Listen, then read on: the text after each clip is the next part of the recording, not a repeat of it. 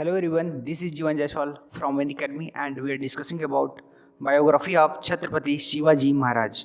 तो आइए समझते हैं, एक ऐसे शख्सियत के बारे में जानेंगे जिसके नाम पर ही मुग़लों की और यूरोपीय शक्तियों का एक तरह से डर सामने आ जाता था। हम ऐसे शख्सियत के बारे में जानेंगे जिन्हें देख करके मुग़लों में एक भय उत्पन्न हो जाता था, मराठाओं में एक तरह से शक्ति का संचार उत्पन्न हो जाता था।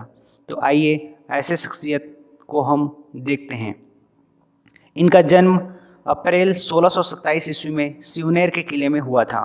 इनकी माताजी जीजाबाई जो कि लखूजी जाधवराव की पुत्री थी और इनके पिताजी का नाम शाहजी था।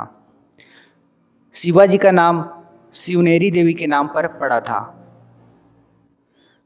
शिवाजी पर उनके समर्थ गुरु रामदास का प्रभाव था और इनकी कम उम्र में ही इनकी विवाह कर दिया गया था। 1640 में इनका विवाह साईबाई से हुआ था जो कि 13 वर्ष की आयु में ही हो चुका था और 1643 में सबसे पहले इन्होंने सिंहगढ़ के किले पर अपना अधिकार किया था। तो इस तरह से पहला ये विजय था सिंहगढ़ का किला जहाँ पर इन्होंने फतह हासिल की थी। आगे चल कर के देखें तो 1645 में इन्होंने रायरी पहाड़ी पर रायरेश्वर महादेव मंदिर स्थित है, वहाँ पर इन्होंने एक प्रतिज्ञा लिया था अपने दादाजी पंत के सामने में। उन्होंने यह बात कही थी कि देश की स्वतंत्रता और हिंदी स्वराज की स्थापना के लिए उन्होंने प्रण प्रतिज्ञा लिया और उन्होंने यह भी कहा कि धर्म की रक्षा और तन मन अर्पण करने का उन्होंने एक प्रतिज्ञा ली। एक वर्ष पश्चात ही 1646 में उन्होंने तोरण और राजगढ़ के क्षेत्र पर भी अधिकार कर लिया था। इसके बाद 1647 में कोंडाना विजय प्राप्त की। कोंडाना विजय इनके देखें तो बहुत महत्वपूर्ण रहा है। कोंडाना विजय प्राप्त कर इन्होंने बड़ा एक तरह से बीजापुर के सुल्तान पर तमाचा जड़ा था, लेकिन इन्होंने शाहजी को बंदी बना लिया। उनके पिताजी थे और शाहजी को बंदी बना लिए जाने के पश्चात में दबीर पंत एक व्यक्ति थे, उन्होंने शिवाजी को सलाह दी कि आप कोंडाना के किले को अधिकार को अपने से छोड़ दीजिए और उस सलाह को मान लिया गया और बाद में बीजापुर सुल्तान के द्वारा शाहजी को मुक्त कर दिया गया। इस तरह से कोंडाना विजय की कहानी थी और आगे चल कर के उन्होंने चाकन विजय किया, पुरंदर के किले पर अधिकार कर लिया। बीजापुर के क्षेत्र के अंतर्गत आता था पुरंदर का किला। फिर आगे इन्होंने जावली पर अधिकार किया, जुन्नार के किले के क्षेत्र पर अधिकार किया था और पहली बार 1657 में औरंगजेब से युद्ध किया। इस तरह से कोक्कड़ विजय प्राप्त की और पहली बार मुगल साम्राज्य से आक्रमण करने का दौर था वह औरंगजेब से ही हुआ था पहली बार 1657 में। लेकिन जब देखते हैं हम 1659 में 1659 के आसपास जब हुआ ये था कि औरंगजेब दक्षिण से उत्तर की ओर चले गए थे इस समय, और इस समय बीजापुर को मुगलों का भय नहीं था। तो बीजापुर राज्य में एक महत्वाकांक्षा जगने लगी थी और इसी महत्वाकांक्षा को पूरा करने के लिए उन्होंने शिवाजी को कैद करने के लिए एक अपने प्रख्यात जो सरदार था अफजल खां उसको भेजा शिवाजी के पास में और शिवाजी ने स्वीकार कर लिया कि वो मिलेंगे और प्रतापगढ़ के क्षेत्र को उन्होंने उस जगह को चुना। प्रतापगढ़ का क्षेत्र एक जंगल का क्षेत्र था, वहाँ पर किले पर उन्होंने उस क्षेत्र पर वार्ता करने की बात कही और लेकिन इस बात को लेकर के शिवाजी बहुत सतर्क थे और उस क्षेत्र में अपने सैनिक पहले से ही छुपा कर रखे थे। इसके बाद में होता ही है कि अफजल खां आते हैं और अफजल खां आने के बाद वे उस क्षेत्र में पहुंचते हैं, दोनों आमने सामने होते हैं और अफजल खां भी अपने सैनिक के साथ पहुंचा रहता है और दोनों के बीच में एक तरह से मिलने का समय था। अफजल खां सामने आते हैं और उसके पास गले मिलने का प्रयास करते हैं और गले मिलने की इच्छा जाहिर करते हैं। शिवाजी गले मिलते हैं लेकिन अफजल खां यहाँ पर धोखाधड़ी करता है और वह गले मिलने के बहाने उसको मारने का प्रयास करता है, हत्या करने का प्रयास करता है। लेकिन जब शिवाजी अपने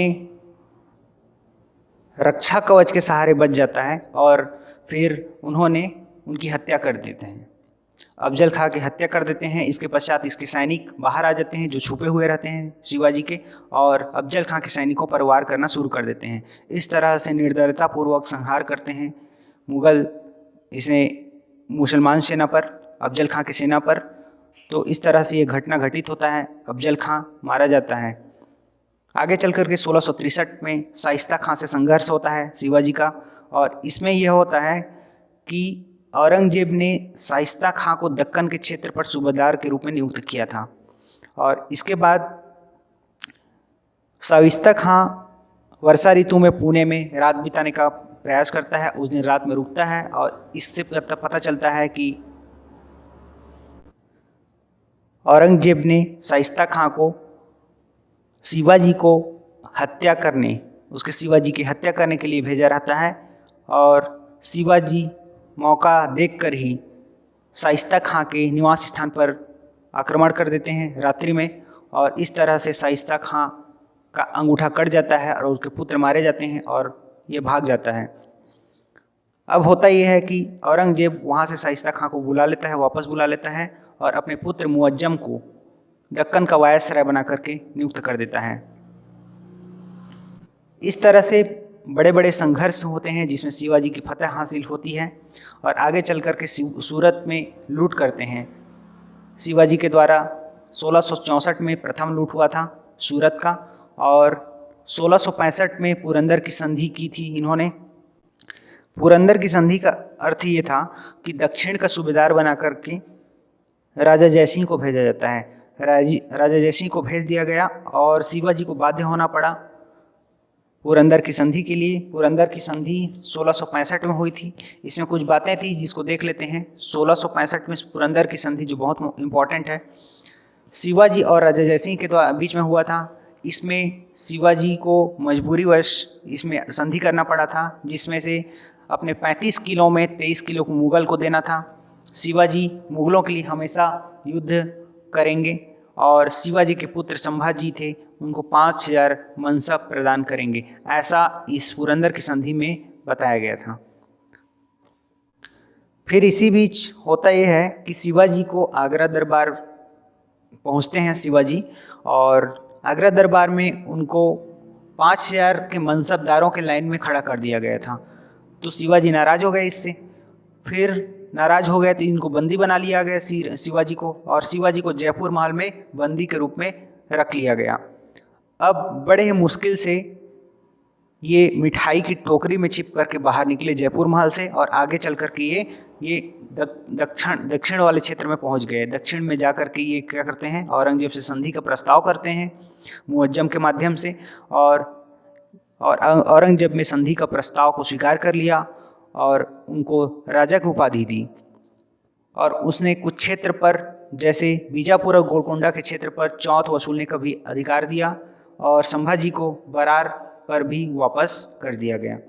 तो बरार के क्षेत्र को भी वापस कर दिया गया। इस तरह से कहानी रहती है शिवाजी की।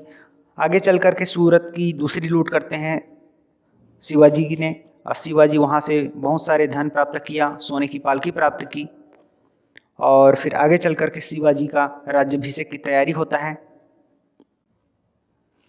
राज्याभिषेक बड़े धूमधाम से प्रारंभ होता है। रायगढ़ में राज्याभिषेक किया गया शिवाजी का 1674 में, और यहाँ काशी के प्रसिद्ध विद्वान थे विश्वेश्वर भट्ट, जिनको बुलाया गया था, और इसी समय उनका भव्य स्वागत हुआ था। बहुत सारे ब्राह्मण आए हुए थे, 4 महीने तक आतिथ्य स्वीकार किए थे, ऐसा बताया जाता है। तो यह भव्य राज्याभिषेक था। और इसी समय दूसरी पत्नी सोयराबाई के साथ वो पुनर्विवाह करते हैं और उनको राजमहिषी की उपाधि देते हैं शिवाजी। सोने चांदी के सिक्के ढलवाए उन्होंने, नया संवत चलवाया था उन्होंने, और 1674 में जीजाबाई का निधन हो जाता है। इसके पश्चात पुनः वे राज्याभिषेक करते हैं, और तंत्र मंत्र के साथ तांत्रिक विधि से ये राज्याभिषेक पुनः करते हैं। फिर 1678 में कर्नाटक वार इनका अंतिम वार था, अपना अंतिम अभियान था, जहां पर उन्होंने जिंजी के किले पर फतह हासिल की थी। तो इस तरह से शिवाजी के जीवन काल में अंतिम अभियान जिंजी का किला था। जिंजी के विजय विजय था।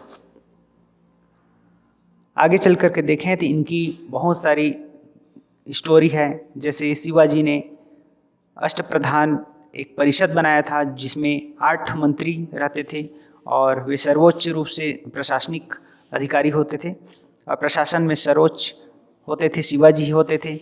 इन्होंने छत्रपति की उपाधि धारण की थी और देखें तो छत्रपति शिवाजी ये बहुत ही वीर पुरुष थे जिन्होंने अपने साम्राज्य को एक बड़े स्तर पर पहुंचा दिया था। इस तरह से ऐसे व्यक्तित्व का हमने परिचय देखा है और आगे भी इसी तरह से अन्य व्यक्तित्व के बारे में जानेंगे।